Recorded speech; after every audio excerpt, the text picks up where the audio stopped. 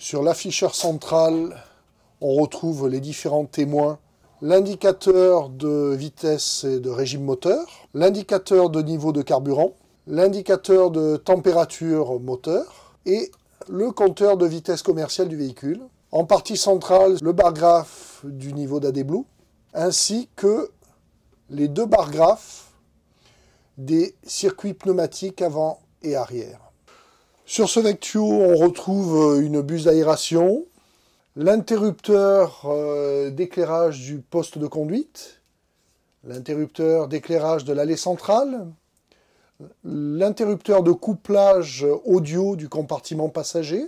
les deux interrupteurs qui pilotent la suspension pneumatique pour l'agenouillement du véhicule du côté droit, l'interrupteur de passage en mode éco et power pour la boîte de vitesse automatique, l'interrupteur de découplage de l'ESP, du système de freinage, l'interrupteur de couplage du ralentisseur avec la pédale de frein, l'interrupteur d'alimentation de la télécommande de la porte avant et l'interrupteur de réinitialisation de l'arrêt demandé pour les personnes à mobilité réduite, le clavier de commande de la boîte de vitesse ZF, et les deux interrupteurs de commande des portes avant et médiane. On retrouve le bouton rotatif de commande de l'éclairage des feux extérieurs, un aérateur pour le poste de conduite, les interrupteurs de commande des feux de brouillard arrière et avant, l'interrupteur des feux de détresse, l'interrupteur pour désactiver les sécurités électriques du véhicule, le coupe-circuit principal, l'interrupteur pour le pare-soleil du poste de conduite, l'interrupteur d'alimentation de la machine à tickets, l'interrupteur d'allumage des pictogrammes transport d'enfants, les témoins de fonctionnement ou de dysfonctionnement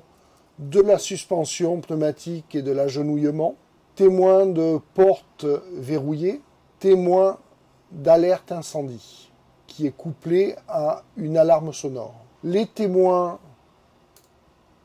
du filtre à particules, le voyant de frein de parc activé et le bouton rotatif de réglage des miroirs de rétroviseur extérieur. Le bouton d'avertisseur sonore, le réglage des différentes vitesses des balais d'essuie-glace, le passage de feu de route en feu de croisement.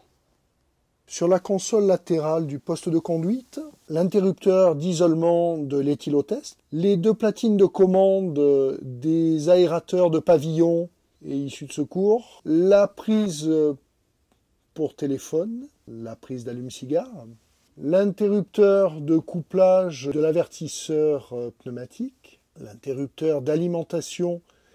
des panneaux indicateurs de destination, les girouettes, de dégivrage des rétroviseurs extérieurs, des extracteurs d'air de pavillon, interrupteur de commande de la ventilation du poste de conduite, la manette de commande du frein de parc. En partie supérieure du poste de conduite, on retrouve le poste de radio, le chronotachygraphe, le bouton rotatif de décompression du circuit pneumatique, permet de débloquer les freins du véhicule s'il est bloqué sur la voie de circulation pour pouvoir le garer sur une courte distance sur le bas-côté de la chaussée.